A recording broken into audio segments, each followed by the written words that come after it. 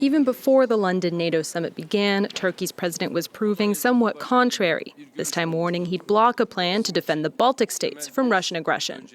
If our friends at NATO do not recognize us terrorist organizations, those against whom we carry out the fight against terrorism, then excuse me, we will stand against any that will be taken there.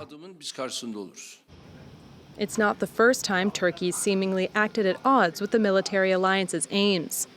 Ankara has already purchased a S-400 air defense missile system from NATO rival Russia. And more recently, it's invaded northeastern Syria.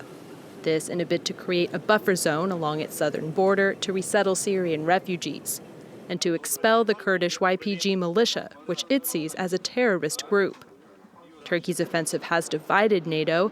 It was given the green light by the U.S. after it withdrew its troops from the region, but other members like France have opposed the operation as it targets Kurdish militias that have fought in the international coalition against the Islamic State group.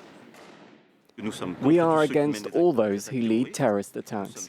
We are concerned about the security of Turkish territory, but we don't want to mix everything together, in particular who fought against the Islamic State group, and we know how to distinguish from one group to the other. Whether or not the military alliance supports Turkey may now be less important to Ankara than before, since it seems to have other options as to where else it could turn. Stay tuned here to France 24 and our continuing coverage of that NATO summit that's on now in London. You can see there those latest pictures of that big family photo they always like to take at those summits with all the world leaders standing by ahead of what are going to be some very tense discussions there today.